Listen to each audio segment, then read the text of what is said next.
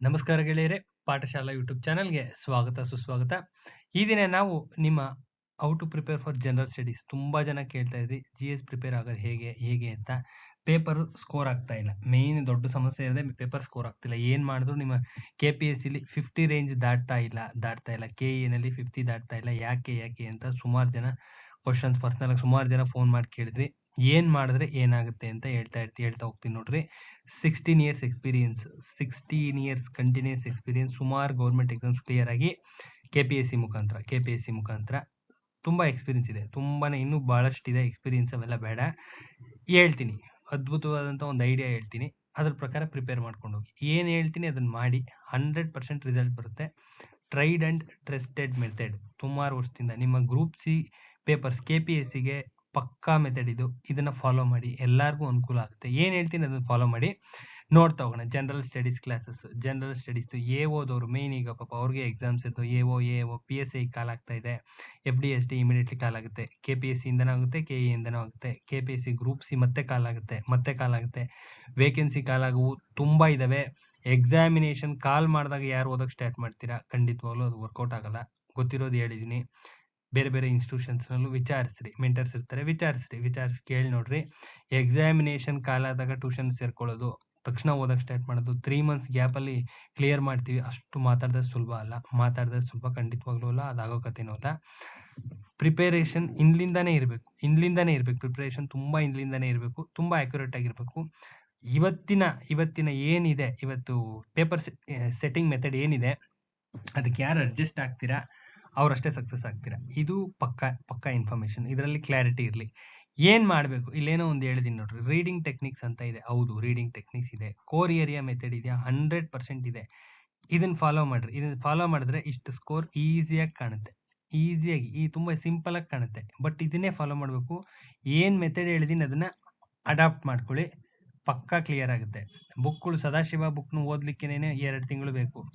Ranganath book ಓದಕ್ಕೆ 2 ತಿಂಗಳು ಬೇಕು. 2 ಮಂತ್ಸ್ ಬೇಕಾಗುತ್ತೆ. Minimum 2 months. ನೀವೆಲ್ಲ ಪ್ರಾಕೃತಿಕ ಭೂಗೋಳಶಾಸ್ತ್ರ, ಭಾರತದ್ದು, ಕರ್ನಾಟಕದ ಎಲ್ಲ ನೀಟಾಗಿ ನೋಟ್ಸ್ ಮಾಡಿ, ಅಚ್ಚುಕಟ್ಟಾಗಿ ಎಲ್ಲ ಮಾರ್ಕಿಂಗ್ಸ್ ಮಾಡಿ ರಿವಿಷನ್ ಶುರು ಮಾಡಬೇಕು ಅಂದ್ರೆ 2 ಮಂತ್ಸ್ ಬೇಕೇ ಬೇಕು. ಒಬ್ಬ ಮನುಷ್ಯ ಏನಿಲ್ಲ ಅಂದ್ರೂ ಒಂದು ದಿನಕ್ಕೆ 50 ಪೇಜಸ್ ಓದ್ಬೋದು. ಇಷ್ಟೇ ಆಗೋದು, 50 ಪೇಜಸ್ ಇಷ್ಟೇ. ಇದೇ ಕಥೆನೇ ಆಗೋದು. ಇದರಲ್ಲಿ ಇದು ಎಲ್ಲಿ ಬೇಕಾದ್ರೂ ಚಾಲೆಂಜ್ ಮಾಡ್ತೀನಿ. 50 ಪೇಜನ್ನ ಅಚ್ಚುಕಟ್ಟಾಗಿ ಓದಿ ಮಾರ್ಕ್ ಮಾಡ್ಬೋದು. ಅದ್ರ ಮೇಲೆ ಓದ್ತೀವಿ ಅಂದ್ರೆ ಎಲ್ಲ ಎಲಿಮಿನೇಷನ್ ಆಗ್ತಾ ಹೋಗುತ್ತೆ, ವೇಸ್ಟ್ ಆಗ್ತಾ ಹೋಗುತ್ತೆ, ಟೈಮು ವೇಸ್ಟ್ ಆಗುತ್ತೆ, ತಲೆ ಒಳಗಡೆ ಹೋಗೋದಿಲ್ಲ. ಇದು ಪ್ಯೂರ್ ಸೈಕಾಲಜಿ ನಾನು ಹೇಳ್ತಾ ಇರೋದು. ಅರ್ಥ ಆಗ್ತಾ ಇದೆಯಾ? ಈ ತರ ಇರುತ್ತೆ. ಏನಿದೆ ನಮ್ಮ ಚಾನಲ್ ದಯವಿಟ್ಟು ಸಬ್ಸ್ಕ್ರೈಬ್ ಮಾಡಿ, ವಿಡಿಯೋನ ಮ್ಯಾಕ್ಸಿಮಮ್ ನಂಬರ್ ಪೀಪಲ್ ಶೇರ್ ಮಾಡಿ, ಎಲ್ಲರಿಗೂ ಅನುಕೂಲ ಆಗಲಿ, ಪ್ರತಿಯೊಬ್ಬರಿಗೂ ಅನುಕೂಲ ಆಗಲಿ. ಯಾರ್ಯಾರು ಹಳೆ ಮೆಥಡ್ ಅಲ್ಲೇ ಓದ್ತಾ ಇದ್ದೀರಾ, ವರ್ಕೌಟ್ ಆಗಲ್ಲ. ಯಾವುದೇ ಕಾರಣಕ್ಕೂ ಆಗಲ್ಲ. ಇದೇ ಸ್ಕೋರ್ ಅಲ್ಲೇ ಒದ್ದಾಡ್ತಾ ಇರ್ತೀರಾ. ಇಲ್ಲಿ ಏನ್ ಕಾಣ್ತಾ ಇದೆ, ಇದೇ ಸ್ಕೋರ್ ಒದ್ದಾಡ್ತಾ ಇರ್ತೀರಾ. ಹೊಸ ಮೆಥಡ್ ಹೇಳ್ತೀನಿ, ಅದನ್ನ ಅಡಾಪ್ಟ್ ಮಾಡ್ಕೊಳ್ಳಿ. ಈಗ ಹೇಳ್ತಾ ಹೋಗ್ತೀನಿ, ನಿಮ್ಗೆ ಗೊತ್ತಾಗುತ್ತೆ. ವಿಡಿಯೋನ ಕಂಪ್ಲೀಟ್ ವಾಚ್ ಮಾಡಿ, ಬಿಗಿನಿಂಗ್ ಇಂದ ಎಂಡಿಂಗ್ ವರ್ಗೂ ಒಂದು 15 ನಿಮಿಷ ಆಗ್ಬೋದು. ಸುಮ್ಮನೆ ಫುಲ್ಲು ಕೇಳಿ, ಬ್ಲೈಂಡ್ ಆಗಿ ಕೇಳಿಸ್ಕೊಳ್ಳಿ. ನಿಮ್ಗೆ ಗೊತ್ತಾಗುತ್ತೆ, ಓ ಏನ್ ಸಮಸ್ಯೆ ಇದೆ, ಏನ್ ಮಾಡಿದ್ರೆ ಏನಾಗುತ್ತೆ ಅಂತ ಪಕ್ಕಾ ಗೊತ್ತಾಗುತ್ತೆ. ಸೊ ನೋಡ್ತಾ ಹೋಗೋಣ. ಕರೆಂಟ್ ಅಫೇರ್ಸ್ ಬೇಸ್ಡ್ ಅಂತ ಬರುತ್ತೆ ಫಸ್ಟ್. ಇದು ಪೇಪರ್ ಸೆಟ್ ಮಾಡ್ಬೇಕಾದ್ರೆ ರೂಲ್ ಇದು 20%. ಎಷ್ಟು percent? 20% of questions current affairs based ಇಂದ ತೆಗಿಬೇಕು ಅಂತ ಇದೆ. 20% ಅಂದ್ರೆ ಅಪ್ರಾಕ್ಸಿಮೇಟ್ 20 to 25, 20 ಇಂದ 25 ಕ್ವಶನ್ಸ್ ಕರೆಂಟ್ ಅಫೇರ್ಸ್ ಬೇಸ್ಡ್ ಇಂದ ಬರುತ್ತೆ. ಏನಿದೆ ಕರೆಂಟ್ ಅಫೇರ್ಸ್ ಬೇಸ್ಡ್ ಅಂದ್ರೆ ಏನು? ಹಿಂಗೆ ಇರುತ್ತೆ. ಪೇಪರ್ನ ಅಚ್ಚುಕಟ್ಟಾಗಿ ಕೂತ್ಕೊಂಡು ನೋಡಿದ್ರೆ ಗೊತ್ತಾಗುತ್ತೆ ನಿಮ್ಗೆ. ನೋಡ್ಬೇಕು, ಯಾವ್ದಾದ್ರು ಪೇಪರ್ ಇತ್ತೀಚೆಂದು ತಗೊಳ್ರಿ, ನೋಡ್ರಿ. ಏನೋ ಹೇಳಿದಾರಲ್ವಾ, ಸುಮ್ಮನೆ ಬ್ಲೈಂಡ್ ಆಗಿ ಯಾವ್ದನ್ನು ನಂಬಬಾರ್ದು. ಬ್ಲೈಂಡ್ ಆಗಿ ಹೇಳಿರೋ ಪ್ರಕಾರ ನಂಬಬಾರ್ದು. ನೋಡ್ಬೇಕು, ಏನೋ ಹೇಳಿದಾರಲ್ವಾ, ಕರೆಂಟ್ ಅಫೇರ್ಸ್ ಬೇಸ್ಡ್ ಅಂತ ಹೇಳಿದಾರೆ, ನಿಜಾನ? ಈ ಅಕಸ್ಮಾತ್ ನಾನು ಹೇಳಿದ ಮೆಥಡ್ ಏನಾದ್ರು ಪಕ್ಕಾ ಇತ್ತು ಅಂದ್ರೆ, ನಿಮಗೆ ಯಾವ್ದೋ ಒಂದು ಪೇಪರ್ ಕಾಣಿಸ್ತಾ ಇತ್ತು ಅಂದ್ರೆ, ನೀವು ಈ ಮೆಥಡ್ ಅಡಾಪ್ಟ್ ಮಾಡ್ಕೊಂಡ್ರೆ ಗೌರ್ಮೆಂಟ್ ಕೆಲಸನೇ ಆಗೋಗುತ್ತೆ. ಸಿಂಪಲ್ ಆಗಿ ಗೌರ್ಮೆಂಟ್ ಕೆಲಸ ಆಗುತ್ತೆ. ಇಮಿಡಿಯೇಟ್ಲಿ ಒಂದು ಅಟೆಂಪ್ಟ್ ಅಲ್ಲಿ ಕ್ಲಿಯರ್ ಆಗುತ್ತೆ. ಅರ್ಥ ಆಗ್ತಾ ಇದೆಯಾ? ಅದಕ್ಕೆ ಒಂದ್ಸತಿ ಚೆಕ್ ಮಾಡಿ, ಕೂತ್ಕೊಂಡು ತಾಳ್ಮೆಯಿಂದ ಚೆಕ್ ಮಾಡಿ. ಇದು ಯೂನಿಕ್ ಮೆಥಡ್. ತುಂಬಾ ವರ್ಷದ ಎಕ್ಸ್ಪೀರಿಯನ್ಸ್ ಇಂದ ಹೇಳ್ತಾ ಇದ್ದೀನಿ. ಸುಮಾರು 16 ವರ್ಷದ ಎಕ್ಸ್ಪೀರಿಯನ್ಸ್ ಇಂದ ಹೇಳ್ತಾ ಇದ್ದೀನಿ. 16 ವರ್ಷದ ಎಕ್ಸ್ಪೀರಿಯನ್ಸ್, ಸುಮಾರು ಎಕ್ಸಾಮ್ಸ್ ಕ್ಲಿಯರ್ ಆಗಿದಾವೆ ನಿಮ್ಮ KPSC ಇಂದಾನೆ. ಆ ಬೇಸಿಸ್ ಮೇಲೆ ಹೇಳ್ತಾ ಇದ್ದೀನಿ. ಈ ತರ ಮಾಡಿ. ಯಾವ ತರಪ್ಪ ಅಂದ್ರೆ, ಕರೆಂಟ್ ಅಫೇರ್ಸ್ ಬೇಸ್ಡ್ ಅಂತ ಫಸ್ಟ್ ಮಾಡ್ಕೊಳ್ಳಿ. ಕರೆಂಟ್ ಅಫೇರ್ಸ್ ಎಲ್ಲ ತಗೋಬೇಕು. Current affairs 1 year current affairs ತಗೋಬೇಕು. ಕರೆಂಟ್ ಅಫೇರ್ಸ್ ಮ್ಯಾಗಝಿನ್ಸ್ ತಗೋಬೇಕು. ಅರ್ಥ ಆಗ್ತಿದ್ಯಾ? ತಗೊಂಡು ಅದರಲ್ಲಿ ಹಿಸ್ಟ್ರಿ ಇರ್ತದೆ. ಏನಿರ್ತದೆ? ಹರಪ್ಪನ್ ಸೈಟ್ಸ್ ಯಾವುದೋ ಒಂದು ಒಂದೊಂದು ಎಕ್ಸಾಂಪಲ್ ಹೇಳ್ತಾ ಹೋಗ್ತೀನಿ, ವಿಡಿಯೋ ತುಂಬ ಲೆಂತಿ ಆಗ್ಬಿಡುತ್ತೆ. ಹರಪ್ಪನ್ ಸೈಟ್ಸ್ ಯಾವುದೋ ಒಂದು ಎಕ್ಸ್ಕವೇಷನ್ ಮಾಡಿದ್ರು ಅಂತ ಇಟ್ಕೊಳ್ರಿ. ಹರಪ್ಪನ್ ಸೈಟ್ಸ್ ಎಕ್ಸ್ಕವೇಷನ್ ಮಾಡಿದ್ರಪ್ಪ ಅಂದ್ರೆ ಯಾವುದೋ ಹೊಸದು ಯಾವುದೋ ಒಂದು ಸಿಕ್ಕಿತ್ತು, ಇನ್ನೇನೋ ಶಿಲಾಯುಗದ್ದು ಹರಪ್ಪನ್ ನಿಮ್ಮ ಸಿಂಧು ಬಯಲು ನಾಗರಿಕತೆಗೆ ಸಂಬಂಧಪಟ್ಟಿದ್ದು ಏನೋ ಒಂದು ಐಟಮ್ ಏನೋ ಒಂದು ಸಿಕ್ಕಿತ್ತು, ಯಾವುದೋ ಒಂದು ಎಕ್ಸ್ಕವೇಷನ್ ಆಗಿತ್ತು ಅಂದ್ರೆ ಹಿಸ್ಟ್ರಿನಲ್ಲಿ ಸಿಂಧು ಬಯಲು ನಾಗರಿಕತೆ ಮೇಲೆ ಒಂದು ಕ್ವಶನ್ ತೆಗಿತಾರೆ, ಡೆಫಿನೆಟ್ ಆಗಿ ತೆಗಿತಾರೆ, ಅನುಮಾನ ಬೇಡ. ಇನ್ನ ಈ ಎಕ್ಸಾಂಪಲ್ ಜ್ಞಾಪಕಕ್ಕೆ ಬಂದಿದ್ದು ಹೇಳ್ತಾ ಇದೀನಿ. 1824ರಲ್ಲಿ ನಿಮ್ಮ ಕಿತ್ತೂರು ದಂಗೆ ಆಯ್ತಲ್ಲ, 200 ಇಯರ್ಸ್ ಆಗಿದೆ. ಕೇಳ್ತಾರೆ, 100ಕ್ಕೆ 1000 ಭಾಗ ಕೇಳ್ತಾರೆ ಕೇಳಲ್ವಾ? 100% ಕೇಳ್ತಾರೆ. ಇನ್ನ ಹಂಗೆ ಬಂತ ಹೋದ್ರೆ ಸ್ವರಾಜ್ ಪಾರ್ಟಿ ಆಗಿದ್ದು 1923 ಡಿಸೆಂಬರ್ ಅಂದ್ರೆ 1924 ಬರ್ತಾ, ಅದು 100 ಇಯರ್ಸ್ ಆಗಿದೆ, ಕೇಳ್ತಾ ಇರ್ತಾರೆ. ಈ ತರ 100 ಇಯರ್ಸ್ ಆಗಿರ್ಬೇಕು. ಟೋಟಲ್ ಆಗಿ ಕರೆಂಟ್ ಅಫೇರ್ಸ್ ನಲ್ಲಿ ಹಿಸ್ಟ್ರಿ ಏನಾದ್ರು ಇತ್ತು ಅಂದ್ರೆ ಅದನ್ನ ಕಂಪ್ಲೀಟ್ ರಿಲೇಟ್ ಮಾಡಬೇಕು. ಕಂಪ್ಲೀಟ್ 1 ವರ್ಷದ ಕರೆಂಟ್ ಅಫೇರ್ಸ್ ಒಂದೇ ಒಂದು ಲೈನು ಬಿಡದಂಗೆ ಕಂಪ್ಲೀಟ್ ಆಗಿ ರಿಲೇಟ್ ಮಾಡ್ತಾ ಹೋದ್ರೆ, ಕಂಪ್ಲೀಟ್ ಆಗಿ ಈಗ ಎಕ್ಸಾಂಪಲ್ಸ್ ಹೇಳಿದ್ನಲ್ಲ ಅದೇ ತರ ಪ್ರತಿಯೊಂದು ಮಾಡಬೇಕು. ಲಾಸ್ಟ್ ಇಯರ್ ಈಗ ಎಕ್ಸಾಮ್ ನೀವು ಜೂನಲ್ಲಿ ಬರೀತಾರೆ, ಎಕ್ಸಾಂಪಲ್ ನಾನು ಹೇಳ್ತಾ ಇದ್ದು 1 ಇಯರ್ ಅಂದ್ರೆ ನಿಮ್ಮ ಓದು ಜೂನಲ್ಲಿ ಇದೆ, ಜುಲೈಯಲ್ಲಿ ಇದೆ ಅಂದ್ರೆ ಲಾಸ್ಟ್ ಇಯರ್ ಜೂನಿಂದ ಈ ಜೂನ್ವರೆಗೂ ಮ್ಯಾಗ್ಝಿನ್ಸ್ ಕಲೆಕ್ಟ್ ಮಾಡಬೇಕು. 1ರಿಂದ 2 ತರ ಮ್ಯಾಗ್ಝಿನ್ಸ್, ಒಳ್ಳೆ ಮ್ಯಾಗ್ಝಿನ್ಸ್ ಕಲೆಕ್ಟ್ ಮಾಡಿ. ಅದು ಇದೊಂದು ಸಜೆಸ್ಟ್ ಮಾಡಲ್ಲ, ಒಳ್ಳೇದು ಅಂತ ಹೇಳ್ತೀನಿ. ಪಕ್ಕ ಅದು ಕಲೆಕ್ಟ್ ಮಾಡಬೇಕು. ಅದ್ರಲ್ಲಿ ಕರೆಂಟ್ ಅಫೇರ್ಸ್ ಹಿಸ್ಟ್ರಿ ತಗೋಬೇಕು. ಹಿಸ್ಟ್ರಿ ಏನೇನು ನಡೆದಿದೆ ಘಟನೆಗಳನ್ನ ಅಂತ ನೋಡ್ಕೋಬೇಕು. ಕರೆಂಟ್ ಅಫೇರ್ಸ್ ಅಂತ ಇರುತ್ತೆ, ಅದನ್ನ ನಿಮ್ಮ ಸಬ್ಜೆಕ್ಟ್ಗೆ ರಿಲೇಟ್ ಮಾಡ್ತಾ ಹೋಗ್ಬೇಕು. ಪ್ರತಿಯೊಂದು ರಿಲೇಟ್ ಮಾಡ್ತಾ ಹೋದಾಗ ನಿಮಗೆ ಒಂದೊಂದೇ ಚಾಪ್ಟರ್ ಬರ್ತಾ ಹೋಗುತ್ತೆ. ಈಚೆಗೆ ಬರ್ತಾ ಏನೋ ಒಂದು ಟೋಟಲ್ ಜಿಸ್ಟ್ ಸಿಗುತ್ತೆ. ಹಿಸ್ಟ್ರಿನಲ್ಲಿ ಒಂದು 50 ಪೇಜ್ ಸಿಗುತ್ತೆ. ಆ 50 ಪೇಜನ್ನ ನೀಟಾಗಿ ನೋಟ್ಸ್ ಮಾಡಿ ಅಚ್ಚುಕಟ್ಟಾಗಿ ಎತ್ತಿಟ್ಕೊಂಡ್ರೆ ನಿಮಗೆ ಏನಿಲ್ಲ ಅಂದ್ರೂ ಈ ಕರೆಂಟ್ ಅಫೇರ್ಸ್ನಲ್ಲಿ ಒಂದು 3ರಿಂದ 4 ಕ್ವಶನ್ ಹಿಸ್ಟ್ರಿನಲ್ಲಿ ಬಂದಿರೋ ಇದರಲ್ಲೇ ಬಂದಿರ್ತವೆ, ಡೆಫಿನೆಟ್ ಆಗಿ ಬಂದಿರ್ತವೆ. ಅನುಮಾನನೇ ಬೇಡ. ಪೇಪರ್ ಚೆಕ್ ಮಾಡಿ, KPSC ಪೇಪರ್ಸ್ನ ಚೆಕ್ ಮಾಡಿ, ಗೊತ್ತಾಗುತ್ತೆ. ಕರೆಂಟ್ ಅಫೇರ್ಸ್ ಬೇಸ್ಡ್ ಕಣ್ಣೆದುರುಗಡೆ ಕಾಣಿಸ್ತಾ ಇರ್ತವೆ. ಎಕ್ಸ್ಪೀರಿಯನ್ಸ್ ಇರೋರಿಗೆ ಕಾಣುತ್ತೆ, ಇಲ್ಲ ಅಂದ್ರೆ ಸುಮ್ಮನೆ ಒಂದು ಕ್ವಶನ್ ನೋಡ್ಕೊಂಡು ಮುಂದೆ ಕೊಟ್ಟೋಗ್ತೀವಿ. ಅದೇ ತರ ಹಿಸ್ಟ್ರಿ ಹೇಳಿದ್ನಲ್ಲ ಅದೇ ತರ ಮಾಡ್ಕೊಳ್ಳಿ. ಜಿಯೋಗ್ರಫಿಗೆ ಬಂದ್ರೆ ಎಲ್ಲೋ ಅರ್ಥಕ್ವೇಕ್ ಆಗಿರುತ್ತೆ, ಜ್ವಾಲಾಮುಖಿ ಇನ್ನೊಂದೇನೋ ಆಗಿರುತ್ತೆ, ಇನ್ನೊಂದು ಪ್ಲೇಸ್ ಯಾವುದೋ ಇಶ್ಯೂನಲ್ಲಿರುತ್ತೆ. ನಿಮ್ಮ ಅರಬ್ಬಿ ಸಮುದ್ರದಲ್ಲಿ ಇರ್ತಕ್ಕಂಥ ಕೆಲವೊಂದು ದ್ವೀಪಗಳು ಕೆಲವೊಂದ್ಸತಿ ಇಶ್ಯೂನಲ್ಲಿ ಇರ್ತವೆ. ಜಪಾನೀಸ್ ಸೆಂಕಾಕು ಆ ತರ ದ್ವೀಪಗಳು ಇಶ್ಯೂನಲ್ಲಿ ಇರ್ತವೆ. ಇನ್ನು ಸುಮಾರು ಇರ್ತವೆ. ಅರ್ಥಕ್ವೇಕ್ ಆಗಿದ್ರೆ ಅರ್ಥಕ್ವೇಕ್ ಮೇಲೆ ಕ್ವಶನ್ಸ್ ತೆಗಿಯೋ ಚಾನ್ಸಸ್ ಇರುತ್ತೆ. ಇದೇ ತರ ಜಿಯೋಗ್ರಫಿನ ಈಗ ಗ್ರಹಗಳು ಸಂಬಂಧಪಟ್ಟಂಗೆ ಈಗ ಸುನೀತಾ ವಿಲಿಯಮ್ಸ್ ಇದಕ್ಕೆ ಹೋಗಿ ಸ್ಟ್ರಕ್ ಆಗಿದ್ದಾರೆ. ಸೊ ಕರೆಂಟ್ ಅಫೇರ್ಸ್ ಅಲ್ಲಿ ಏನೇನಿದೆ, geography chapters related current affairs ನಲ್ಲಿ ಏನೇನಿದೆ ಈ ಒಂದು ವರ್ಷದಲ್ಲಿ ಅಷ್ಟನ್ನು ಎತ್ಕೊಂಡು you have to relate to ಚಾಪ್ಟರ್ಗೆ ಅನ್ವಯಿಸಬೇಕು. ಕ್ಲಿಯರ್ ಆಗಿ ಅನ್ವಯಿಸಿದ್ರೆ ಅದರಲ್ಲೂ ಏನೋ ಒಂದು ಜಿಸ್ಟ್ ಸಿಗುತ್ತೆ. ಅದರಲ್ಲೂ ಒಂದು 20-30 ಪೇಜ್ 40 ಪೇಜ್ ಸಿಗ್ಬೋದು, ಅದನ್ನ ಎತ್ಕೋಬೇಕು. ನೆಕ್ಸ್ಟ್ ಕಾನ್ಸ್ಟಿಟ್ಯೂಷನ್ ಅಷ್ಟೇನೆ ಕರೆಂಟ್ ಅಫೇರ್ಸ್ ಅಲ್ಲಿ ನೋಡಬೇಕು. ಎಕ್ಸಾಂಪಲ್ ಹೇಳ್ತೀನಿ ನೋಡಿ, 6A ಸುಪ್ರೀಂ ಕೋರ್ಟ್ 6A ಆರ್ಟಿಕಲ್ನ ಎತ್ತಿಡ್ದಿದೆ, ಹೌದಾ? 6A article ಎತ್ತಿಡಿದೆ. ಏನಿದೆ 6A?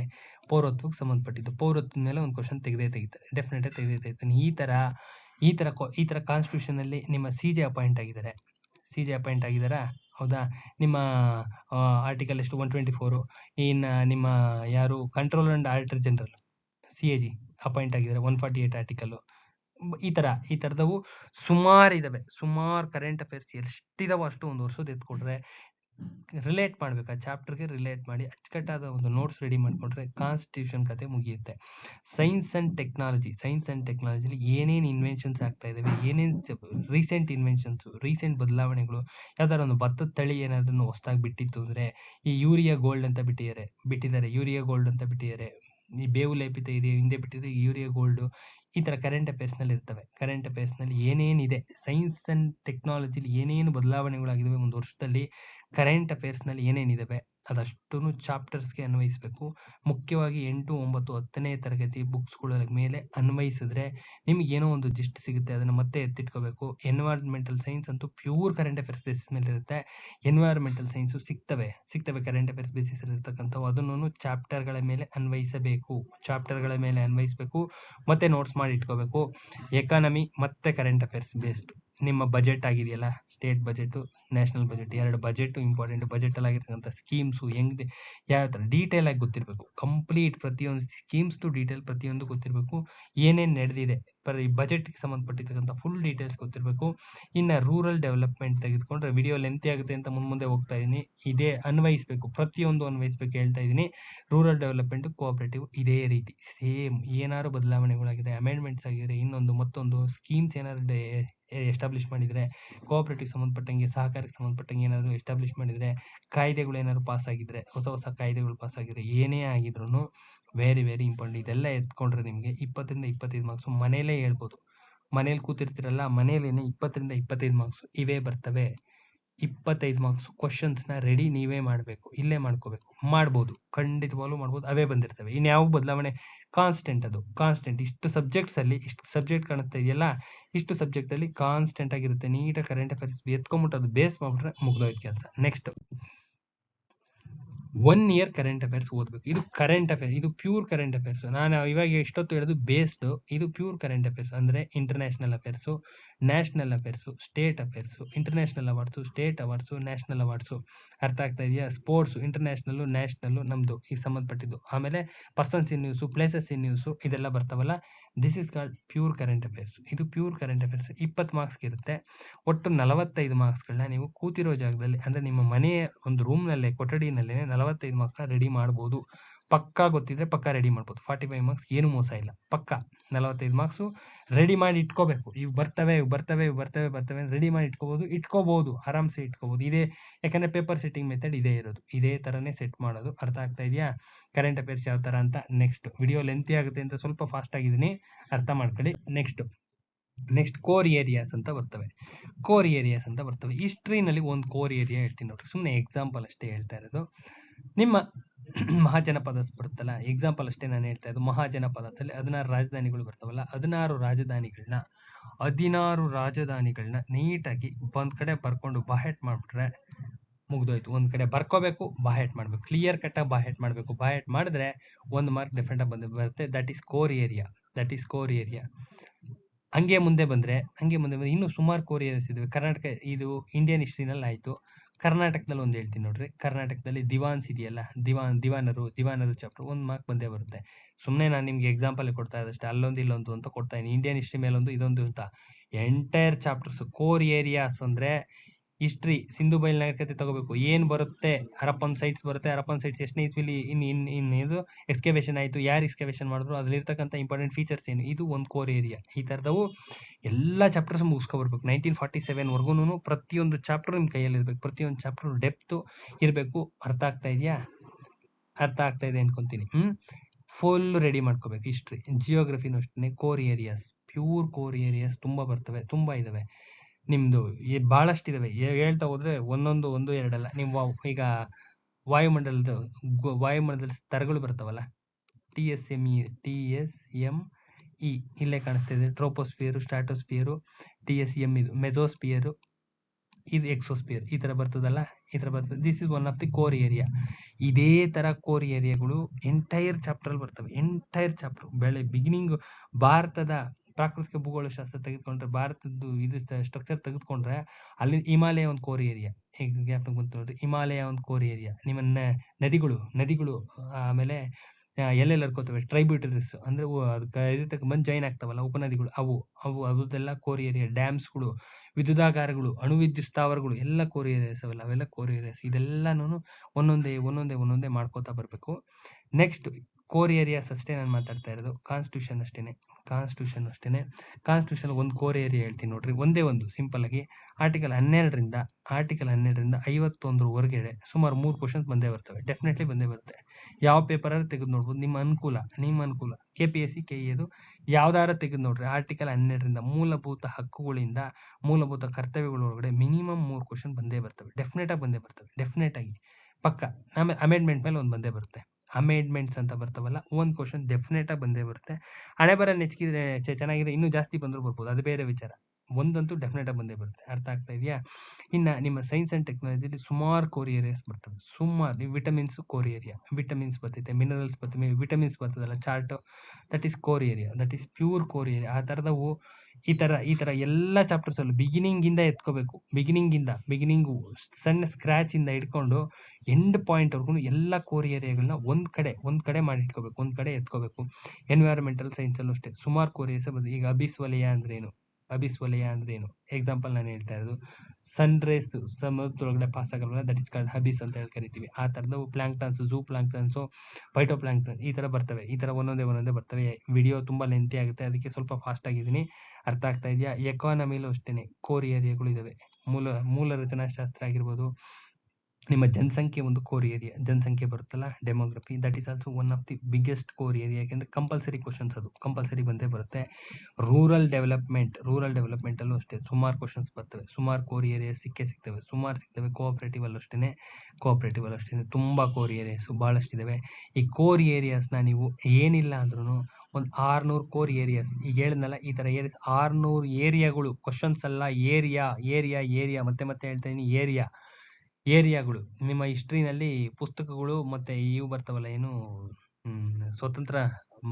ಪ್ರಥಮ ಸ್ವಾತಂತ್ರ್ಯ ಸಂಗ್ರಾಮ ಕಾಲದಲ್ಲಿ ಬಂದಂತ ಪುಸ್ತಕಗಳು, ಆಥರ್ಸು ಮತ್ತೆ ರೈಟರ್ಸ್ ಯಾರ್ಯಾರು ಬರೆದ್ರು ಅಂತ ಇಂಪಾರ್ಟೆಂಟ್, ವೆರಿ ವೆರಿ ಇಂಪಾರ್ಟೆಂಟ್. ಅರ್ಥ ಆಗ್ತಾ ಇದೆಯಾ?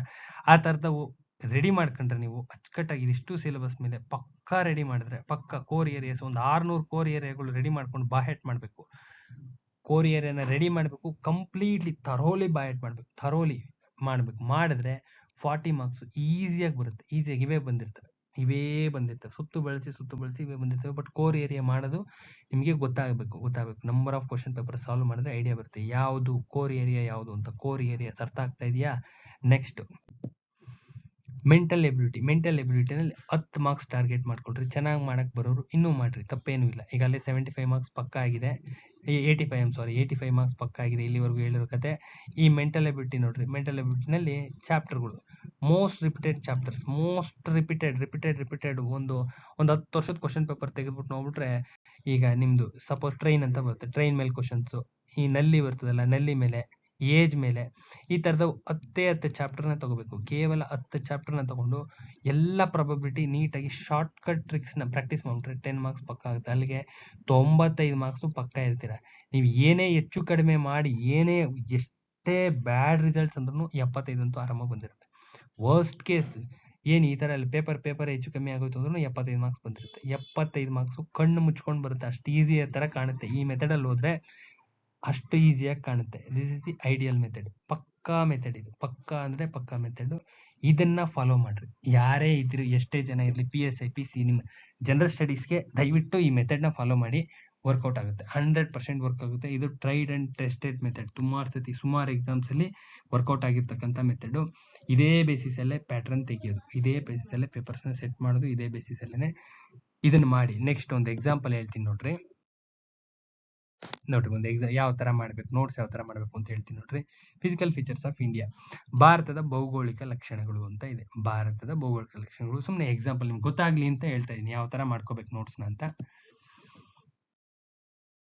ನೋಡ್ರಿ ಇಲ್ಲಿ ಭಾರತದ ಭೌಗೋಳಿಕ ಸ್ಥಾನ, ಇದು ನಮ್ಮ ಕ್ಲಾಸ್ ಟ್ಯೂಷನ್ ನೋಟ್ಸ್. ಇದು ಕ್ಲಾಸ್ ಟ್ಯೂಷನ್ ನಮ್ಮದು. ಈ ಹೇಳಿದ್ನಲ್ಲ ಅದೇ ಮೆಥಡ್ ಇರೋದು. ಪ್ಲಸ್ ಕೋಡ್ಸ್ ಇರ್ಬೇಕು, ಜೊತೆಲಿ ಕೋಡ್ಸ್ ಇರ್ಬೇಕು. ಇಲ್ಲಿ ನೋಡ್ರಿ ಕೋಡ್ಗಳು ಕಾಣಿಸ್ತಾ ಇದಾವ, ಕೋಡ್ಗಳು ಕ್ಲಿಯರ್ ಕಟ್ ಆಗಿ ಕಾಣಿಸ್ತಾ ಇದೆ.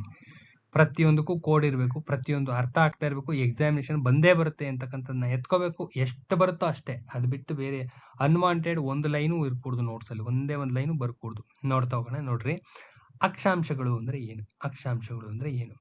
ಒಂದು ಪ್ರದೇಶದ ವಾತಾವರಣವನ್ನು ಬಹುತೇಕವಾಗಿ ನಿರ್ಧರಿಸತಕ್ಕಂಥ ಅಂಶಗಳನ್ನ ಅಕ್ಷಾಂಶಗಳು ಅಂತ ಹೇಳಿ ಕರಿತೀವಿ. ಗೋಳದ ಮೇಲೆ ಸಮಭಾಜ ವೃತ್ತಕ್ಕೆ ಸಮಾನಾಂತರವಾಗಿರುವಂತೆ ಇಲ್ಲಿ ಎಳೆದಿದಾರಲ್ಲ, ಈ ತರ ಎಳೆದಿರಲ್ಲ, ಗೋಳದ ಮೇಲೆ ಸಮಾನಾಂತರವಾಗಿ ಎಳೆದಿರ್ತಕ್ಕಂಥ, ಪೂರ್ವ ಪಶ್ಚಿಮವಾಗಿ ಎಳೆದಿರ್ತಕ್ಕಂಥ ರೇಖೆಗಳನ್ನ ಅಕ್ಷಾಂಶಗಳು ಏನಂತ ಕರೀತಾರೆ? ಅಕ್ಷಾಂಶಗಳು ಅಂತ ಹೇಳಿ ಕರಿತೀವಿ. ಇನ್ನ ಅಕ್ಷಾಂಶಿಕ ವಿಸ್ತರಣೆ ನೋಡ್ತಾ ಹೋಗೋದಾದ್ರೆ, ಭಾರತದ್ದು ಅಕ್ಷಾಂಶಿಕ ವಿಸ್ತರಣೆ ನೋಡೋಣ. ಇದು ಏನ್ ಸೂಚಿಸುತ್ತಪ್ಪ ಅಂದ್ರೆ, ನಿರ್ದಿಷ್ಟ ಪ್ರದೇಶ, ಸ್ಥಳ ಮತ್ತು ಪ್ರದೇಶವನ್ನ ಕ್ಲಿಯರ್ ಕಟ್ ಆಗಿ ಸೂಚಿಸ್ತಾ ಬರುತ್ತೆ. ಇನ್ನ ಭಾರತವು 8 ಡಿಗ್ರಿ 4 ಮಿನಿಟ್ ಉತ್ತರದಿಂದ 37 ಡಿಗ್ರಿ 6 ಮಿನಿಟ್ ಉತ್ತರದವರೆಗೂ ಅಕ್ಷಾಂಶದವರೆಗೂ ವಿಸ್ತರಿಸಿದೆ. ಈ ಮಿನಿಟ್ ಅಂದ್ರೆ ಏನು ಇದೆ ಅದೆಲ್ಲ ಬೇಡ ನಮ್ಗೆ ಬೇಕಾಗಿದ್ದು 8.4 ಡಿಗ್ರಿ 37 ಡಿಗ್ರಿ 6 ಮಿನಿಟ್ ಅಷ್ಟೇ ಬೇಕಾಗಿರೋದು. ಹೆಂಗಿದು ಜ್ಞಾಪಕಕ್ಕೆ ಇಡೋದು ಹೆಂಗೆ, ಅದು ಇಂಪಾರ್ಟೆಂಟು. ಹೆಂಗ್ ಜ್ಞಾಪಕಕ್ಕೆ ಇಟ್ಕೊಳ್ಳೋದು ಹೆಂಗೆ, ಏನಿದು 8 ಡಿಗ್ರಿ ಇಲ್ಲಿ ಚೆನ್ನಾಗೇ ಇರ್ತೀವಿ, ಎಕ್ಸಾಮಿನೇಷನ್ ಹೆಚ್ಚು ಕಮ್ಮಿ ಆಗ್ಬಿಟ್ರೆ ಅದಕ್ಕೆ ಮೆಥಡ್ ಇದೆ. ಇಲ್ಲಿ ನೋಡ್ರಿ, ಏನ್ ನೋಡ್ತಾ ಇದೀವಿ ನಾವು, ಅಕ್ಷಾಂಶವನ್ನ ನೋಡ್ತಾ ಇದೀವಿ. ಅಕ್ಷಾಂಶವನ್ನ ಜ್ಞಾಪಕಕ್ಕೆ ಇಟ್ಕೋಬೇಕು. ಏನು ಕೋಡ್ ಏನಪ್ಪಾ ಅಂದ್ರೆ ಅಕ್ಷರ್ ಪಟೇಲ್ ಅಂತ ಯಾರೋ ಇದ್ದಾರೆ, ಯಾರೊಬ್ರು ಕ್ರಿಕೆಟರ್ ಇದ್ದಾರೆ. ಸುಮ್ನೆ ಜ್ಞಾಪಕಕ್ಕೆ ಇಟ್ಕೊಳ್ಳಿಕ್ಕೆ ಕೋಡ್ ಅಷ್ಟೇ ಇದು. ಅಕ್ಷರ್ ಪಟೇಲ್ ಅಂತ ಇದ್ದಾರೆ. ಇವ್ರು ಯಾವ್ದೋ ಒಂದು ಟೆಸ್ಟ್ ಮ್ಯಾಚ್ ಅಲ್ಲಿ ಆಡ್ತಾ ಇದ್ದಾರೆ. ಇವ್ರಿಗೆ ಒಂದು ಇನ್ನಿಂಗ್ಸ್ ನಲ್ಲಿ 84 ರನ್ಸ್. ಈಸಿಯಾಗಿ ಹೇಳ್ತೀರಾ, ಅಕ್ಷರ್ ಪಟೇಲ್ 84 ರನ್ಸ್ ಹೊಡೆದ್ರಂತೆ. 84 ರನ್ಸ್ ಹೊಡೆದ್ರಂತೆ. ಫಸ್ಟ್ ಇನ್ನಿಂಗ್ಸ್ 84 ರನ್ಸ್ ಆಗಿದೆಯಂತೆ, ಔಟ್ ಆದ್ರಂತೆ. ಅದೇ ಸೆಕೆಂಡ್ ಇನ್ನಿಂಗ್ಸ್ ಅಲ್ಲಿ ಬಂದು 376 ರನ್ ಹೊಡೆದಿದಾರಂತೆ. ಬ್ರಿಯನ್ ಲಾರಾ, ಹೆಡನ್, ದಾಖಲೆಗಳೆಲ್ಲ ಸುಮಾರು ದಾಖಲೆಗಳು ಮುರಿದಿದಾರಂತೆ. ಅಂದ್ರೆ ಪಕ್ಕಾ ತಲೆಯಲ್ಲಿರುತ್ತೆ, 100% ತಲೆಯಲ್ಲಿರುತ್ತೆ. ಇರಲ್ಲ ಅಂತ ಹೇಳಲೇ ಬಿಡ್ರಿ ಯಾವುದೇ ಕಾರಣಕ್ಕೂ. ಅಕ್ಷರ್ ಪಟೇಲ್ 84 ರನ್ ಹೊಡೆದೇನೆ ಪ್ಲಸ್ 376 ರನ್ ಹೊಡೆದೇನೆ ಒಂದೇ ಇನ್ನಿಂಗ್ಸ್, ಒಂದೇ ಟೆಸ್ಟ್ ಮ್ಯಾಚ್ ಅಲ್ಲಿ. ಬೆಳಗ್ಗೆ ಒಂದು ಫಸ್ಟ್ ಇನ್ನಿಂಗ್ಸ್ ಅಲ್ಲಿ 84, ಸೆಕೆಂಡ್ ಇನ್ನಿಂಗ್ಸ್ ಅಲ್ಲಿ 376 ರನ್ ಹೊಡೆದೇನಂತೆ. ಇಂಡಿಯಾ ಗೆದ್ದಿದೆ ಅಂದ್ರೆ ಮುಗೀತಷ್ಟೇ, ಜ್ಞಾಪಕಿರುತ್ತೆ. ಇನ್ನ ಇಲ್ಲೇನೋ ಒಂದಿದೆ ನೋಡ್ರಿ, ಇಲ್ಲಿ ಸಂಪೂರ್ಣ ಉತ್ತರಾರ್ಧಗೋಳದಲ್ಲಿ ನೆಲೆಗೊಂಡಿದೆ. ಈ ರೀತಿಯಾಗಿ ದಕ್ಷಿಣದಿಂದ ಉತ್ತರಕ್ಕೆ 29.2ರಷ್ಟು ಅಕ್ಷಾಂಶಿಕ ವಿಸ್ತಾರವನ್ನ ಹೊಂದಿದೆ. ಅಕ್ಷಾಂಶಿಕ ವಿಸ್ತಾರ ಕೇಳ್ತಾ ಇರ್ತಾರೆ. ಹೆಂಗ್ ಜ್ಞಾಪಕಕ್ಕೆ ಇಡ್ತೀರಾ? ಜ್ಞಾಪಕಕ್ಕೆ ಇಡಕ್ಕೆ ಒಂದು ಮೆಥಡ್ ಬೇಕಲ್ವಾ? ಇಲ್ಲೇ ಕಾಣಿಸ್ತಾ ಇದೆ, ಬೇರೆ ಏನೂ ಕತೆ ಬೇಡ. ಇಲ್ಲಿ ಕಾಣಿಸ್ತಾ ಇದೆಯಲ್ಲ 376 ಇಲ್ಲೇ ಇದೆಯಲ್ಲ. 337ಕ್ಕೆ ಒಂದು ಡಿಗ್ರಿ ಹಾಕೊಳ್ಳೋದು, 6ನ್ನ ಪಕ್ಕಕ್ಕೆ ಕೇಳ್ಕೊಳ್ಳೋದು, ಸರಿನಾ? ಇದನ್ನ 84ನ ಕೆಳಗಡೆ ತಗೊಳ್ಳೋದು. ಕಳೆದ್ರೆ ಇದರಲ್ಲಿ ಇದನ್ನ ಕಳೆದ್ರೆ 292 ಗೊತ್ತಾಯ್ತು. ಇಲ್ಲಿ ನೋಡ್ರಿ 292 ಕಾಣಿಸ್ತಾ ಇದೆಯಾ? 29 ಡಿಗ್ರಿ 2 ಮಿನಿಟ್. ಈ ಕೋಡು, ಈ ಸ್ಲೈಡು ಒಂದೇ ಏಟಿಗೆ ಕ್ಲೋಸ್. ಯಾರು ಮಾತಾಡಂಗಿಲ್ಲ. ಒಂದೇ ಒಂದು ಅಕ್ಷರ ಅದ್ ಗೊತ್ತಿಲ್ಲ ಇದು ಗೊತ್ತಿಲ್ಲ ಅಂತ ಹೇಳಂಗಿಲ್ಲ. ಇದು ಬಂದೇ ಬರುತ್ತೆ, ಡೆಫಿನೆಟ್ ಆಗಿ ಬಂದೇ ಬರುತ್ತೆ. ಇಂಪಾರ್ಟೆಂಟ್ ಏರಿಯಾ ಇದು. ನೆಕ್ಸ್ಟ್ ಹಂಗೆ ಬಂದ್ರೆ 23.5 ಉತ್ತರ ಕರ್ಕಾಟಕ ಉತ್ತರ ಅಕ್ಷಾಂಶ ಅಥವಾ ಕರ್ಕಾಟಕ ಸಂಕ್ರಾಂತಿ ವೃತ್ತವು ಭಾರತದ ಮಧ್ಯಭಾಗದಲ್ಲಿ 8 ರಾಜ್ಯಗಳ ಮುಖಾಂತರ ಹಾದು ಹೋಗಿದೆ. ಕರ್ಕಾಟಕ ಸಂಕ್ರಾಂತಿ ವೃತ್ತ 23.5 ಡಿಗ್ರಿ ಉತ್ತರ ಅಕ್ಷಾಂಶ ಅಥವಾ ಕರ್ಕಾಟಕ ಸಂಕ್ರಾಂತಿ ವೃತ್ತ ಹಾದೋಗಿರುತ್ತೆ. ಇಲ್ಲಿ ಹಾದೋಗಿದೆ ನೋಡ್ರಿ, ಇಲ್ಲಿ ಕಾಣಿಸ್ತಾ ಇದೆಯಲ್ಲ, ಇಲ್ಲಿ 8 ರಾಜ್ಯಗಳ ಮುಖಾಂತರ ಹಾದೋಗಿದೆ. ಇದು ಬೇಕು. ಎಷ್ಟು ರಾಜ್ಯ? 8 ರಾಜ್ಯ ಅಂತ ಜ್ಞಾಪಕಕ್ಕೆ ಇಟ್ಕೊಳ್ರಿ, ಆಯ್ತಾ? ಏನಿದು? ಗುಜರಾತ್, ರಾಜಸ್ಥಾನ, ಮಧ್ಯಪ್ರದೇಶ, ಛತ್ತೀಸ್ಗಢ, ಜಾರ್ಖಂಡ್, ಪಶ್ಚಿಮ ಬಂಗಾಳ, ತ್ರಿಪುರಾ ಮತ್ತು ಮಿಜೋರಾಂ. ಇದೆಲ್ಲ ಹಿಂಗ್ ಜ್ಞಾಪಕಕ್ಕೆ ಹಿಡಿದು ಇದು ಆ ಕತೆ ಎಲ್ಲ ಇದು. ಯಾವ್ದು ಗುಜರಾತ್, ರಾಜಸ್ಥಾನ ಜ್ಞಾಪಕ್ಕಿಲ್ಲ, ಬೇಡ. ಇದು ಸವಸ ಬೇಡ, ಆಯ್ತಾ? ಇದು ಇಂಪಾರ್ಟೆಂಟ್ ಏರಿಯಾ, ಕಂಪಲ್ಸರಿ ಏರಿಯಾ ಇದು. ಇಷ್ಟೇ. ಇಲ್ಲಿ ನೋಡ್ರಿ, JRMC, JPTM ಅಂದ್ರೆ JRMC JPTM ಅಂದ್ರೆ ಒಂದು ಕೋಡ್, ಮುಗಿದೋಯ್ತು. ಇಲ್ಲೇ ಕಾಣಿಸ್ತಾ ಇದೆಯಲ್ಲ, JRMC JPP ಇದೊಂದು ಮಾತ್ರ ಪಶ್ಚಿಮ ಬಂಗಾಳ ಅಂತ ಮಾಡ್ಕೊಳ್ರಿ. Paschim Bengal, West Bengal is nothing but Paschim Bengal. JRMC JPTM ಕಾಣಿಸ್ತಾ ಇದೆಯಾ? ಮುಗಿದೋಯ್ತು. ಕ್ಲಿಯರ್ ಆಗಿ ಕಾಣಿಸ್ತಾ ಇದೆ. ಇಷ್ಟೇ, ಮುಗಿದೋಯ್ತು. ಎಷ್ಟು ಸಿಂಪಲ್ ಆಗಿದೆ ನೋಡಿ. ನೆಕ್ಸ್ಟ್ 23.5 ಕರ್ಕಾಟಕ ಸಂಕ್ರಾಂತಿ ವೃತ್ತ ಮತ್ತು 82.5 ಪೂರ್ವ ರೇಖಾಂಶಗಳು ಛತ್ತೀಸ್ಗಢ ಜಿಲ್ಲೆಯ ಛತ್ತೀಸ್ಗಢ ರಾಜ್ಯದ ಕೊರಿಯಾ ಜಿಲ್ಲೆಯ ಅಂಬಿಕಾಪುರದಲ್ಲಿ ಸಂಧಿಸ್ತವೆ. ಎಲ್ಲಿ ಸಂಧಿಸ್ತವೆ? ಅಂಬಿಕಾಪುರದಲ್ಲಿ ಸಂಧಿಸ್ತವೆ. ನೆಕ್ಸ್ಟ್ ರೇಖಾಂಶದ ವಿಸ್ತರಣೆ ನೋಡ್ತಾ ಹೋಗೋಣ. ರೇಖಾಂಶದ ವಿಸ್ತರಣೆ ಏನಿದು? ರೇಖಾಂಶಗಳು ಅಂದ್ರೆ ಏನು? ರೇಖಾಂಶ ಅಂತ ಹೇಳ್ತಾ ಇದೀವಿ, ಲಾಂಜಿಟ್ಯೂಡ್ಸ್ ಅಂತ ಹೇಳಿ ಕರಿತೀವಿ. ಸಮಭಾಜಕ ವೃತ್ತವನ್ನ ಸಮಾನಾಂತರವಾಗಿ ಛೇದಿಸಿದ್ರೆ ಸಮಭಾಜಕ ವೃತ್ತ ಬರುತ್ತೆ. ಸಮಭಾಜಕ ವೃತ್ತವನ್ನು ಸಮಾನಾಂತರವಾಗಿ ಛೇದಿಸಿ ಉತ್ತರ ಮತ್ತು ದಕ್ಷಿಣ ಧ್ರುವಗಳನ್ನ ಸಂಧಿಸುವ ರೇಖೆಗಳನ್ನ ಹಿಂಗೆ ಎಳಿತಾ ಇದೆ ನೋಡ್ರಿ. ದಕ್ಷಿಣ ಧ್ರುವಗಳನ್ನ ಸಂಧಿಸ್ತಕ್ಕಂಥ ರೇಖೆಗಳನ್ನ ರೇಖಾಂಶಗಳು ಅಂತ ಹೇಳಿ ಕರಿತೀವಿ. ರೇಖಾಂಶಗಳು ಅಂತ ಹೇಳಿ ಕರಿತೀವಿ. ನೆಕ್ಸ್ಟ್, ಭಾರತದ ಪೂರ್ವ ಮತ್ತು ಪಶ್ಚಿಮ ತುದಿಗಳ ನಡುವೆ ಸುಮಾರು 2 ಗಂಟೆಗಳ ವ್ಯತ್ಯಾಸ ಕಂಡುಬರುತ್ತೆ. ಭಾರತ ಕಂಡು ಬರುತ್ತಲ್ಲ, ಭಾರತದ್ದು ಇದು ಪೂರ್ವ ತುದಿ, ಇದು ಪಶ್ಚಿಮ ತುದಿ. ಕಾಣಿಸ್ತಾ ಇದೆಯಾ? ಇದು ಭಾರತ ಅಂದ್ರೆ ಪೂರ್ವ ಮತ್ತು ಪಶ್ಚಿಮ ತುದಿಗಳ ನಡುವೆ ಸುಮಾರು 2 ಗಂಟೆಗಳ, ಇಲ್ಲಿ 6 ಗಂಟೆ ಆಗಿದ್ರೆ ಇಲ್ಲಿ 8 ಗಂಟೆ ಆಗಿರುತ್ತೆ ಅಂತ ಅದರ ಅರ್ಥ. 2 ಗಂಟೆ ವ್ಯತ್ಯಾಸ ಇದೆ ಅಂತ ಅದರ ಅರ್ಥ. ಇನ್ನ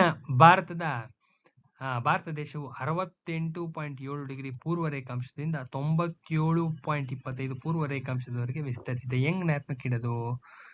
ಇಲ್ಲೇನೋ ರೇಖಾಂಶ ಅಂತಿದೆ. ರೇಖಾಂಶ ಅಂದ್ರೆ ಏನು ಅಂತ ಗೊತ್ತಾಯ್ತು. ಹಂಗೆ ಬಂದ್ರೆ ರೇಖಾ ಅಂತ ಯಾರೋ ಫಿಲಮ್ ಹಾಕ್ತಿದ್ದಾರೆ, ಯಾರೋ ಸುಮ್ಮನೆ ಜ್ಞಾಪಕಕ್ಕೆ ಇಟ್ಕೊಳಕಷ್ಟೇ.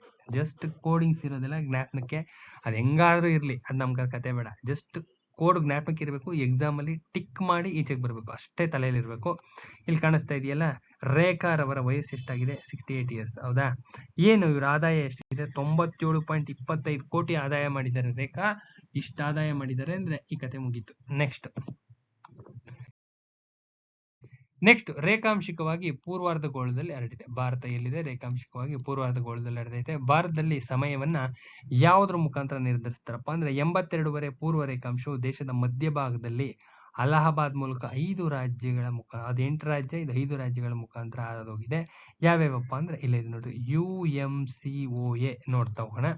ಯು ಅಂದ್ರೆ ಏನು? ಯು ಅಂದ್ರೆ ಉತ್ತರ ಪ್ರದೇಶ. ಯು ಅಂದ್ರೆ ಇಲ್ಲೇ ಕಾಣಿಸ್ತಿದೆ ನೋಡ್ರಿ, ಉತ್ತರ ಪ್ರದೇಶ. ಎಂ ಅಂದ್ರೆ ಮಧ್ಯಪ್ರದೇಶ, ಸಿ ಅಂದ್ರೆ ಛತ್ತೀಸ್ಗಢ, ಓ ಅಂದ್ರೆ ಒಡಿಸ್ಸಾ, ಎ ಅಂದ್ರೆ ಆಂಧ್ರ ಪ್ರದೇಶ. ಅರ್ಥ ಆಗ್ತಾ ಇದೆಯಾ? ನೆಕ್ಸ್ಟ್ 82 ಪೂರ್ವ ರೇಖಾಂಶವನ್ನು ಆಧರಿಸಿ ಸಮಯವನ್ನು ನಿರ್ಧರಿಸುವುದರಿಂದ ಇದನ್ನ ಭಾರತದ ಕಾಲಮಾನ ನಿರ್ಧರಿತ ರೇಖೆ ಅಂತ ಹೇಳಿ ಕರೀತಾರೆ. ಇದು ಲಂಡನ್ನ 0 ಡಿಗ್ರಿ ಗ್ರೀನ್ವಿಚ್ ಕಾಲಮಾನಕ್ಕಿಂತ 5.5 ಗಂಟೆ ಮುಂದೆ ಇದೆ. ಇಲ್ಲಿ ಕಾಣಿಸ್ತಾ ಇದೆಯಲ್ಲ, ಗ್ರೀನ್ವಿಚ್ ಮೆರಿಡಿಯನ್ಗಿಂತ 5.5 ಗಂಟೆ ಮುಂದೆ ಇದೆ. ಭಾರತೀಯರು ಸಾಫ್ಟ್ವೇರ್ ನಲ್ಲಿ ವರ್ಲ್ಡ್ ಅಲ್ಲೇ ಮುಂದೆ ಇದ್ದಾರೆ ಅಂತ ಜ್ಞಾಪಕ ಇಟ್ಕೊಡ್ರಿ ಅಷ್ಟೇ, ಇನ್ನೇನಿಲ್ಲ. ಸಿಂಪಲ್ ಆಗಿ ಭಾರತೀಯರು ಇಡೀ ವರ್ಲ್ಡ್ ಅಲ್ಲಿ ಸಾಫ್ಟ್ವೇರ್ ಫೀಲ್ಡ್ ಅಲ್ಲಿ ಮುಂದೆ ಇದ್ದಾರೆ 5.5 ಗಂಟೆ ಆಪ್ಷನ್ ಅಲ್ಲಿ ಇದ್ದೇ ಇರುತ್ತೆ. ಬಟ್ ಮುಂದೆನಾ ಹಿಂದೆನಾ ಅನ್ನೋದ್ರಲ್ಲಿ ಕನ್ಫ್ಯೂಷನ್ ಆಗುತ್ತೆ, ಪಕ್ಕಾ ಕನ್ಫ್ಯೂಷನ್ ಆಗುತ್ತೆ ಮುಂದೆನಾ ಹಿಂದೆನಾ ಅಂತ. ಭಾರತೀಯರು ಯಾವ್ದ್ರಲ್ಲಿ ಮುಂದೆ ಇದ್ದಾರೆ? ಸಾಫ್ಟ್ವೇರ್ ಫೀಲ್ಡ್ ಅಲ್ಲಿ ಮುಂದೆ ಇದ್ದಾರೆ ಅಂತ ಜ್ಞಾಪಕ ಇಟ್ಕೊಂಡ್ರೆ ಮುಗಿದೋಯ್ತು. ಸಾಫ್ಟ್ವೇರ್ ಫೀಲ್ಡ್ ನಲ್ಲಿ 5.5 ಗಂಟೆ ಮುಂದೆ ಇದ್ದಾರೆ, 5.5 ಗಂಟೆ ಮುಂದೆ ಇದ್ದಾರೆ, ಸಾಫ್ಟ್ವೇರ್ ಅಲ್ಲಿ ಮುಂದೆ ಇದ್ದಾರೆ ಅಷ್ಟೇ. ಎಷ್ಟು? 5.5 ಗಂಟೆ ಅಂದ್ರೆ ಕ್ಲೋಸ್. ನೆಕ್ಸ್ಟ್ 23 ಕರ್ಕಾಟಕ ಸಂಕ್ರಾಂತಿ ವೃತ್ತ ಹಾಗೂ 80 ಡಿಗ್ರಿ ಪೂರ್ವ ರೇಖಾಂಶಗಳು ಮಧ್ಯಪ್ರದೇಶದ ಜಬಲ್ಪುರದಲ್ಲಿ ಸಂಧಿಸ್ತವೆ. ಇಲ್ಲಿ ಕಾಣಿಸ್ತಾ ಇದೆ ಜಬಲ್ಪುರ, ಇಲ್ಲಿ ನೋಡ್ರಿ, ಇಲ್ಲಿದೆ ನೋಡ್ರಿ, ಇದು ಈ ಪಾಯಿಂಟ್ ಇಂಟರ್ಸೆಕ್ಟ್ ಆಗೋ ಪಾಯಿಂಟ್ ಇದು, ಇಲ್ಲಿ ಸಂಧಿಸ್ತವೆ. ಇದೇ ಕಾರಣದಿಂದ ಜಬಲ್ಪುರವನ್ನ ಭಾರತದ ಭೌಗೋಳಿಕ ಕೇಂದ್ರ ಅಂದ್ರೆ ಜಿಯೋಗ್ರಫಿಕಲ್ ಸೆಂಟರ್ ಆಫ್ ಇಂಡಿಯಾ ಅಂತೇಳಿ ಕರೀತಾರೆ. ಜಿಯೋಗ್ರಫಿಕಲ್ ಸೆಂಟರ್ ಆಫ್ ಇಂಡಿಯಾ ಅಂತ. ಇನ್ನ 82 ಪೂರ್ವ ರೇಖಾಂಶವು ಅಲಹಾಬಾದ್, ರಾಯಪುರ ಮತ್ತು ಕಾಕಿನಾಡ ನಗರದ ಸಮೀಪ ಆದೋಗುತ್ತೆ, ಪಕ್ಕದಲ್ಲೇ ಆದೋಗುತ್ತೆ. ಇನ್ನ ನೆಕ್ಸ್ಟ್ ನೋಡ್ತಾ ಹೋಗೋಣ. ಇನ್ನ ಭಾರತದ ತುದಿಗಳು ಕೇಳ್ತಾ ಇರ್ತಾರೆ, ತುದಿಗಳು ಗೊತ್ತಿರಬೇಕು, ಭಾರತದ ತುದಿಗಳು ಗೊತ್ತಿರಬೇಕು. ಭಾರತವು ಪಶ್ಚಿಮದಿಂದ ಪೂರ್ವಕ್ಕೆ, ಇದು ಪಶ್ಚಿಮ, ಇದು ಪೂರ್ವ, ಪಶ್ಚಿಮದಿಂದ ಪೂರ್ವಕ್ಕೆ 2933 ಕಿಲೋಮೀಟರ್ ಇದೆ. ಇಲ್ಲಿಂದ ಇಲ್ಲಿಗೆ ಎಷ್ಟಿದೆ? 2933 ಕಿಲೋಮೀಟರ್, 2933 ಕಿಲೋಮೀಟರ್ ಇದೆ. ಪೂರ್ವದ ತುದಿ ಅರುಣಾಚಲ ಪ್ರದೇಶದ ಪೂರ್ವ ಲೋಹಿತ ಜಿಲ್ಲೆ ಕಿಬುತಿ ಅಂತ ಬರುತ್ತೆ. ಇಲ್ಲಿದೆ ನೋಡಿ, ಇದೆ ಕಿಬುತು, ಇದೆ ಎಂಡಿಂಗ್ ಚೈನಾ ಬಾರ್ಡರ್ ಇದು. ದಿಸ್ ಇಸ್ ಕಿಬುತು ಕಾಣಿಸ್ತಾ ಇದೆಯಲ್ಲ, ಕಿಬುತಿ. ಇನ್ನ ಪಶ್ಚಿಮದ ತುದಿ ಗುಜರಾತ್ ರಾಜ್ಯದ ಗುಹಾರ್ಮೋತಿ, ಇಲ್ಲಿದೆ ನೋಡಿ, ಗುಹಾರ್ಮೋತಿ ಕಾಣಿಸ್ತಾ ಇದೆಯಾ, ಗುಹಾರ್ಮೋತಿ. ಇನ್ನ ಭಾರತ ಉತ್ತರದಿಂದ ದಕ್ಷಿಣಕ್ಕೆ ಈ ಪಾಯಿಂಟ್ ಇಂದ ತೆಗೆದುಕೊಂಡು ಈ ಪಾಯಿಂಟ್ ವರೆಗೂ ತೆಗೆದುಕೊಂಡ್ರೆ 3214 ಕಿಲೋಮೀಟರ್ ಇದೆ. 3214 ಕಿಲೋಮೀಟರ್ ಇದೆ. ಉತ್ತರ ತುದಿ ಜಮ್ಮು ಕಾಶ್ಮೀರದ ಇಂದ್ರಾಕೋಲ್, ಇಲ್ಲಿ ಕಾಣಿಸ್ತಾ ಇದೆಯಲ್ಲ, ಇಂದ್ರಾಕೋಲ್ ಇಂದ ಇತ್ತೀಚಿನ ಕಿಲಿಕ್ ಪಾಸ್, ಇಂಡಿಯಾ ಪಾಕಿಸ್ತಾನ ಚೀನಾ, ಈ ಕಿಲಿಕ್ ಪಾಸ್ ಬರ್ತಕ್ಕಂಥದ್ದು ಇಂಡಿಯಾ ಪಾಕಿಸ್ತಾನ ಚೀನಾ 3 ಮಧ್ಯ ಇದೆ. ಇದನ್ನ ಹೇಳ್ತಾರೆ. ಬಟ್ ಈ ಉತ್ತರ ತುದಿ ಅಂದ್ರೆ ಇಂದ್ರಾಕೋಲೇನೆ ಆನ್ಸರ್. ಇಲ್ಲಿವರೆಗೂ ಆನ್ಸರ್ ಕೊಡ್ತಾ ಇರೋದು ಇಂದಿರಾ ಪಾಸ್ ಅಂತಾನೇನೆ. ಇನ್ನ ದಕ್ಷಿಣ ತುದಿ ನೋಡ್ತಾ ಹೋಗೋದಾದ್ರೆ ದ್ವೀಪಗಳನ್ನ ಪರಿಗಣಿಸಿದಾಗ ಗ್ರೇಟ್ ನಿಕೋಬಾರ್ ದ್ವೀಪದ ಇಂದಿರಾ ಪಾಯಿಂಟ್ ಬರುತ್ತೆ ನೋಡ್ರಿ, ಇಲ್ಲಿದೆ ನೋಡ್ರಿ, ಇಂದಿರಾ ಪಾಯಿಂಟ್ ಇದೆ ನೋಡಿ, ಇಲ್ಲಿ ಇಂದಿರಾ ಪಾಯಿಂಟ್ ಅದನ್ನ ಪಿಗ್ಮೇಲಿಯನ್ ಪಾಯಿಂಟ್ ಅಂತ ಕರೀತಾರೆ. ಇದೇನೇನೆ ದಕ್ಷಿಣ ತುದಿ. ಭಾರತದ ಮುಖ್ಯ ಭೂಭಾಗದ ದಕ್ಷಿಣ ಭೂತುದಿ ಭಾರತದಲ್ಲೇ ಕನ್ಸಿಡರ್ ಮಾಡೋದಾದ್ರೆ ಬರೀ ಭಾರತದಲ್ಲಿ ಲಕ್ಷದ್ವೀಪಗಳು ಬಿಟ್ಟು ನೋಡೋದಾದ್ರೆ ತಮಿಳುನಾಡಿನ ಕನ್ಯಾಕುಮಾರಿನ ಕೇಪ್ ಕ್ಯಾಮರಿನ್ ಬರುತ್ತೆ. ಕೇಪ್ ಕ್ಯಾಮರಿನ್ ಇದೆ ನೋಡಿ, ಕನ್ಯಾಕುಮಾರಿ ಇದು. ನೆಕ್ಸ್ಟ್ ಭೌಗೋಳಿಕ ಕ್ಷೇತ್ರ ಮತ್ತು ಗಡಿಗಳನ್ನ ನೋಡ್ತಾ